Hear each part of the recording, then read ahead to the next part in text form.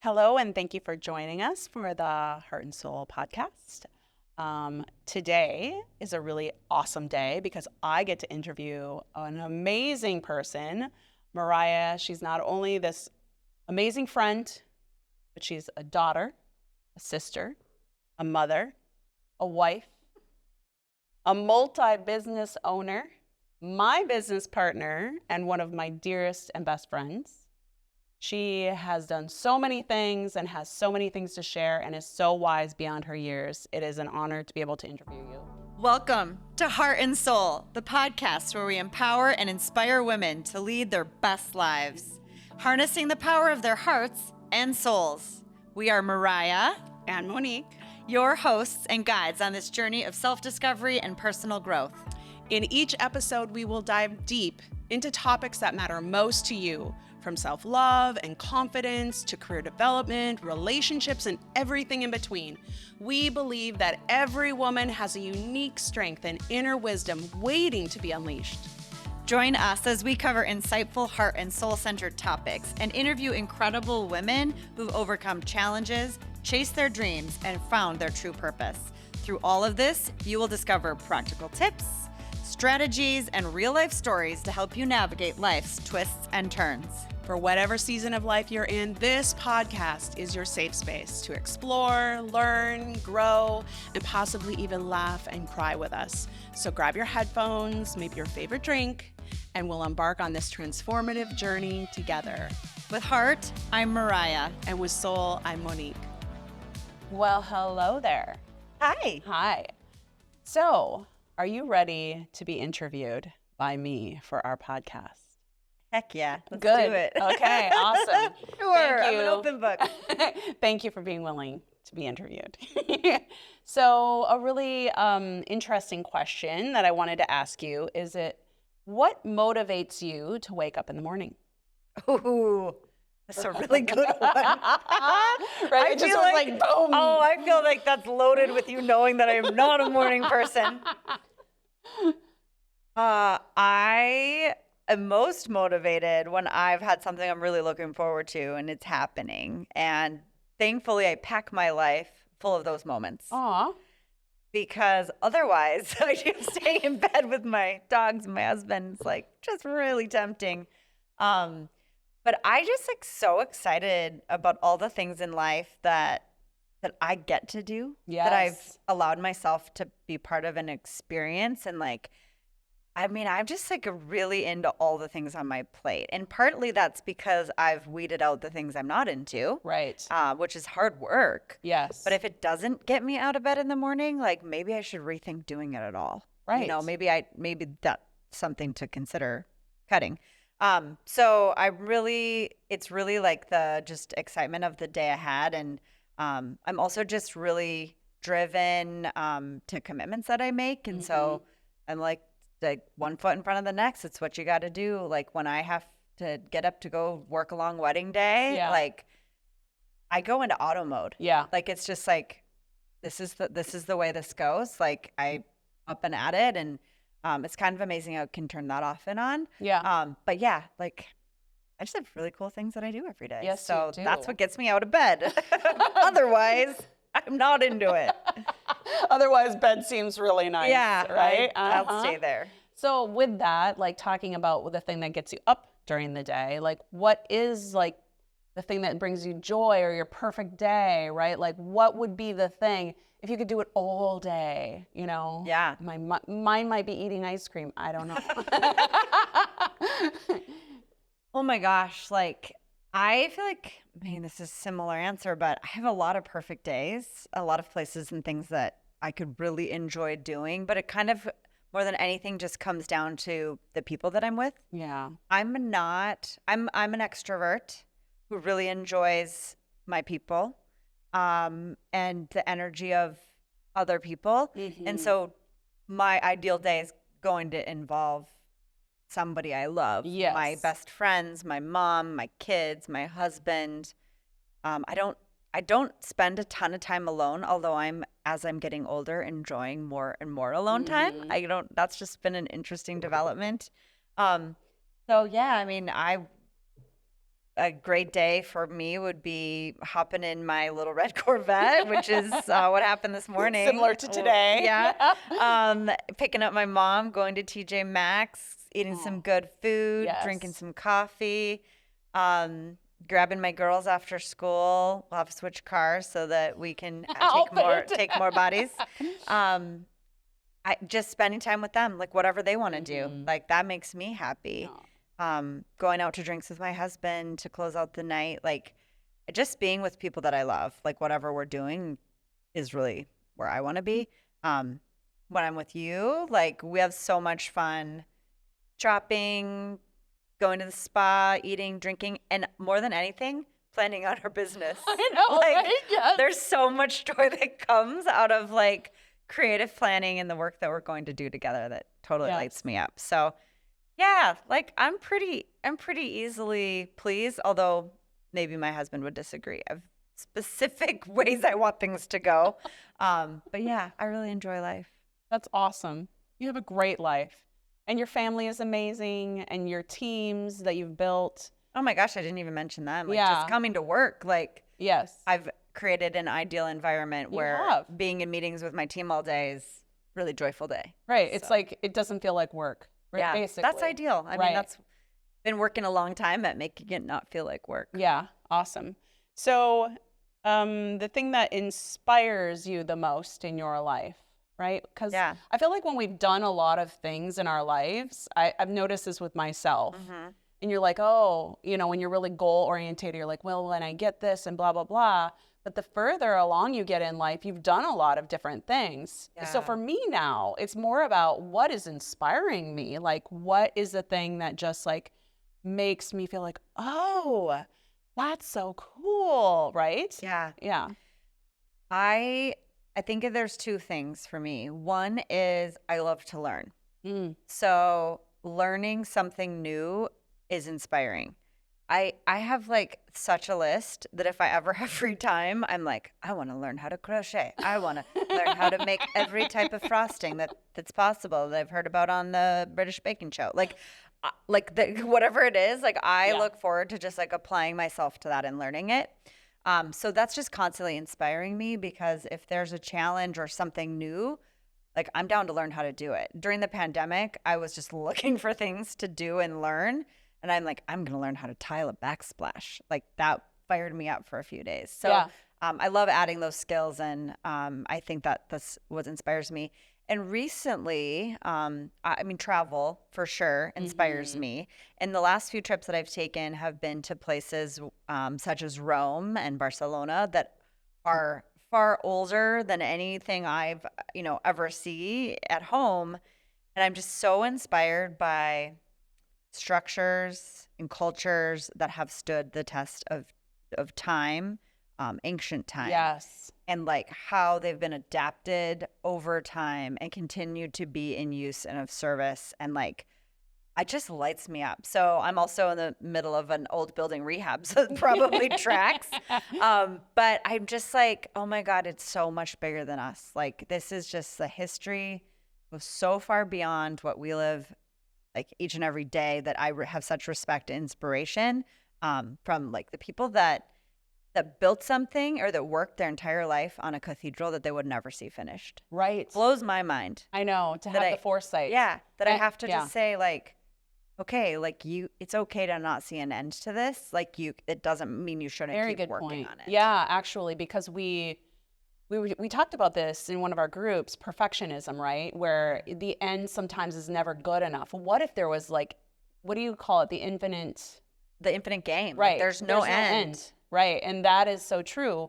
When we went to a big cathedral that has been being built for over 100 years and the original architect passed and knew it wouldn't be done. It wasn't even close. Yeah. There was no question. It would never be finished in his lifetime. Like that fortitude, that like foresight, and also like it's okay, right? Like this is never actually going to wrap, right? It puts it into perspective a little bit, I think. Don't you? Absolutely. Like that's been such a driving force for me in the last few years is like building something that doesn't have to have a clear end date. I used to be all about like projects that had end dates were what got me out of bed in the morning. And like Right. inspired me. I can get this done And today. I've evolved to like being comfortable with the uncomfortableness of something that doesn't have an endpoint. Yeah. And that to me is just like looking at an ancient structure and thinking of like all the things it's seen, all the days it's lived, all the people that have worked to preserve it, to evolve it. And I just, super fired up by that. So I'm going to just keep investigating like why that is inspirational and what I can do with it. Yeah. Yeah. That's a good question. Yeah, right? I know. Who knew? Yeah. The person who doesn't really do podcasts. Okay, with that kind of same line of thinking about like goals, what goals are you pursuing right now that you're really jazzed up about? Ooh, okay. So, as I just mentioned, I'm in the middle of a historic building renovation in downtown Duluth, and which has super lit me up over the last year. I've loved every second of it, which is shocking to Not where you thought you'd have be? enjoyed Yeah. a renovation project with my husband and moving and all of that. But like, it's been really great. So I'm really motivated around completing it. Mm-hmm. There's the next chapter and the next piece of completing that. So that's like really motivating to me and is a big goal for the foreseeable future. But I'm also been really thoughtful about transitioning the things that I do to more sustainable practices as I think about the next like 20 years of my life. I'm just turned 45. Congratulations. So how do I take work that is very physical a lot of the time in my event work and evolve a role for myself that is less physical and more long-term sustainable? So I'm like motivated and goal setting around building something that I can be in my business, my flexibility, my thought leadership, how I share what I've learned in my time as a business owner and in my industry with the world in new ways. And so like moving from like the physical doing of it into more of the content creation and thought leadership around it. Yeah. Which is hard because I'm a doer at Yes. heart. Yes. Like that's what I know Yes. best. So that's Yeah. a challenge. That's something I need to learn. And then finally, like the work that we're doing together in the Mastermind group and building the Heart and Soul Collective. Like I'm so lit up by seeing other people thrive Oh, I know. from wisdom that I share. And then I'm like, am I even qualified to share this information? Well, you did go through it, right? Yeah. I Yes. mean, I've lived it. Right. And I see how the women that we support can take that information and transform. And as I have done from the women who have shared this with me. Yes. So I feel very, like my goal is to just continue to build the network of women that I can support through my journey and to do that with you. Yes. So, Oh, that's nice. Yeah, that's awesome. I love the pursuing of goals. I've always been a long-term goal pursuer, but you're right. Something happens when you get a little bit older. You kind of like I was talking about, what inspires you, but similarly, like what goals are left? And also, should I be pursuing the goals at such fervency where I burn out? yeah. Right? To the point of Absolutely. like, my ambition is just not going to be sustainable, right? So Yeah. it's all about that balancing act between going after your goals, but at the same time giving yourself grace or taking the pause moments where you can rest, recharge, restore yourself so then you can do all of the things, right? Absolutely. I feel like I've lived that burnout lifestyle for a very long time. And I just like not interested anymore. Yeah. Which is Right. interesting in itself. And like having to listen to that and fight that like natural instinct to switch back into that the mode. doing. Right. But also my body being like, yeah, that's not happening. Right. Like You're someone done. asked me just yesterday, like, are you a night owl? Are you a night person? And I was like, oh man, I was such a night owl. Like I did my best work at 2 a.m. Wow. I like lit up at midnight and just crammed it out. Well, I can't do that anymore. So I'm having to rethink like what my priorities and just, okay, like I don't have as many hours in the day to grind. Yes. I don't want to have that Right. many hours. So how can I think smarter, not harder, faster, quicker, like, Yes. or If it- just clear my plate a bit. Like I'm Yes. just much more focused on not burning out than I ever have been. And it's amazing that like actually making that shift has brought more richness and more joy into my life in ways that I could never have imagined. Like the Yes. grinding was not paying off. No. That stepping back and fighting the burnout, and just leaning into joy and the things that my body needs, like turns out the dividends are enormous. So I'm going to keep doing that. Yeah, right. That's the plan. Right. It's an intentionalness, you know, a mindfulness practice, right? To take that pause so that you don't burn out, but also it's just not sustainable. It's not. Yeah. I'm very much a person who was all about pounding the square pegs into the round holes. Yes. Like I'll be damned. I can make relate. it fit, right? Yep, right. 100%. This can happen. I can make anything You're happen. a fixer. Yeah, but like, should I? Right. I never asked that question. I Right. went for a good 10 years with like, but should I? And it, you know, everybody around me was probably thinking it and bracing themselves for the outcome. But I finally started asking that question and being able to say like, yeah, I can leave it. Could I make it happen? 100%. Yes. Should I make it happen? Right. Nah, I don't need it. Right. And the minute I do that, I turn around and the thing that I should do next is literally waiting on my doorstep. Yes. I feel like Wow. that's very powerful once you get to that perspective or that destination or that place in life when you actually ask yourself that powerful question of like, what is my why? Am I just doing this to prove myself? Or am I doing this because there's something that, you know, this lights me up or whatever the thing is, right? Yeah. But what is my why? Yeah. Right?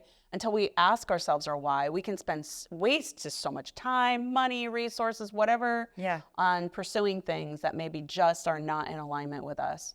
And we can get really great results, right? But it really is just At the what burnout. cost? Yeah. At what burnout, cost? the Yeah. body doesn't like you. Yeah. I mean, right? And I'm not one to look backwards and have regret. We've talked about Right. that in other conversations. And I just believe that like this was the time I was meant to come to this Yes. revelation. And Agreed.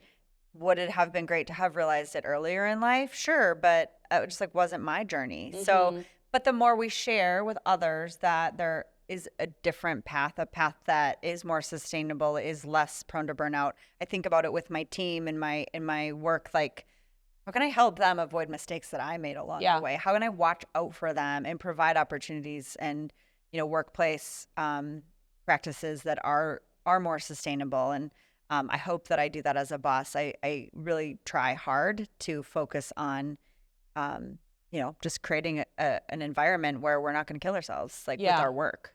I feel like I remember thinking this thought, like if one person can learn from my mistakes and not repeat because they're on the same trajectory, that is like the why I share. Yeah. Right? Like in our mastermind groups, it's like totally not about us. We want to support these other women. We want them to rise up. But sometimes we have to do this and have our own selves be the fodder, right? Yeah. We are the examples of like, well, you can do that. I have done it in this environment and this is the outcome. You choose, right? And if someone can learn and potentially not make the same mistakes, that's like the secret sauce. Yeah. Right?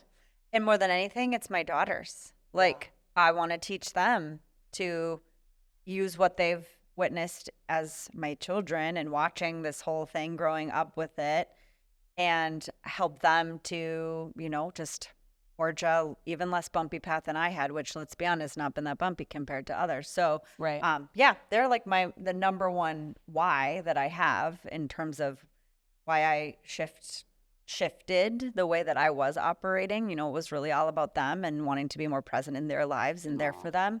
And the results of that have been already amazing. So isn't that great when it aligns? Like your intention is pure, right? It's just so from this like really great spot. Yeah. And then life just says, oh, you're welcome. Because we're going to make this work for you. Work. You know what I mean? Like that's just such a beautiful thing. Yeah, it's one of the best revelations I've ever had. And just like let go a little bit and let the universe guide your path. It has your back. Yes, it really does. Yeah. Right. Craziness. Get out of your own way. Right. Never done that. No, never. So next question. Okay. Where do you see yourself in 5 years? Right? I know. Well, in 5 years, I will have just turned 50, which I hope is an unbelievable celebration. TBD on where, but everybody's invited. I'll be there. I'm like all about sharing that celebration with everybody in my life. And I guess, in theory, both my children will be off on their own journeys in college or crazy, whatever happens. I right? have twins. I guess I haven't mentioned that, Yes. but I'm going to be an empty nester relatively quickly and at the same time. And I know my husband and I talk a lot about flexibility in our lives to travel and work from wherever is lighting us up at the moment, but also be rooted in a community that we love here in Duluth, Minnesota. So, yeah, 5 years. Gosh, that can go by in a flash. It totally does. Yeah, I really just see my work having shifted into spending a lot of time on this type of conversation that I'm having with you. Yes. And supporting others and, continuing to watch my businesses flourish and evolve. But I think I see myself continuing to evolve in my role and be very flexible. Other than that, I don't know. No. I don't know, and that's okay. Yeah, no, I think that's beautiful. A long time ago when we met at a mastermind, we did like a future self meditation. Yeah. And for me, a lot of that, what I did, I don't know if it was 5 or 10 years, has even like revealed itself now. Yeah. And it's funny when you put yourself in a different like frame of reference that what can like, whoa, what? Huh? Yeah. Well, I've really enjoyed the vision boarding exercises that we've done. Yes. And I feel like there's like a cliche around it, like make a vision board. I know, cheesy, right? But like, I'll be damned. Like if I haven't carried out those vision boards, and it's amazing, and I love it. And we make these little pocket ones in our groups, and I celebrate them. I have them by my bedside, and like I'll look through them sometimes. And I have another one on the back of the mirror in my medicine cabinet, so I see it every day. And and I still see the things that I'm like, yep, that's the long term goal. Like, but I've slayed these short term goals, and so I've really am a very visual person too. So if you ask me that question visually, I could Pinterest that out for you or vision board that out because I really like to see it. So I did a vision boarding exercise with my sister at the beginning of the new year, and I was like, listen, this stuff works. And I'll be damned, but we did these things. She's done these things. I did the things. Like, it's just such a powerful exercise. Yes. So even though my vision of the future feels a little blurry, like I can definitely envision a lot of what it looks like. And I'm just super stoked. I know. It looks great. I know. I'm not going to go forward with a plan that isn't great. But I don't know what life's going to throw me either. Well, I feel like even the things that we're working on for our future selves are really exciting because we're both passionate about it, and it's both all the things that we love. So from my perspective, those are going to be awesome for you. And then you have another, you have other business arms, and you have family, and so I know it's going to be great. So I should have started with this question, but I wanted to like more end with it because you're so into the Enneagram. Oh yeah. I know. What is your Enneagram number? And tell me just a little bit about it. Yeah. Yeah. I've like done a recent deep dive into the Enneagram world, and I'm really passionate and excited about it. I think that it's just really revelatory, not only about your own number, but about people that you are in relationship and what their numbers are, and just says a lot about it. So I'm a 7. I'm a heart, like totally a 7. I think that I am excited to say that I see myself today as a healthy 7, where I have a lot of balance between my willingness to just like do everything. Like a 7 quintessentially is like YOLO, like FOMO, YOLO, like all the things. And I like can't get enough. And all of that pursuit of more is to avoid feeling pain. Like, and that's the thing about the Enneagram is it's like there's 2 sides to every personality. And like why you are how you are is usually out of avoiding fear or pain. Right. And learning to be a healthy 7, because an unhealthy 7 is like unable to ever feel pain and therefore mask that with addiction and, Right. and unhealthy Pursuance of the- behaviors, yeah, whatever that right. is. But a healthy 7 is really able to harness an energy of like, I can make so many things happen. But like I said earlier, should I? Mm-hmm. And being able to tap into thinking and feeling, because it's really about doing. But if I can tap into my thinking and feeling, and I've really worked on that through meditation, podcast listening, reading, just immersing myself Yeah. in this in information and feelings, you can really harness the power to do something, Yeah. but to do it out of the right spirit versus Right. fear or Right. anxiety. So it's like taking the best attributes of my number and living them out through abundance versus scarcity. Yeah.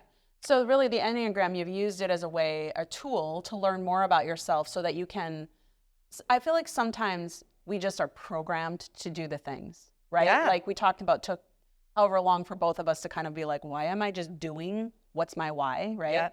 And I feel like sometimes we need to educate ourselves. Like that's what we try to do in our mastermind groups. Mm-hmm.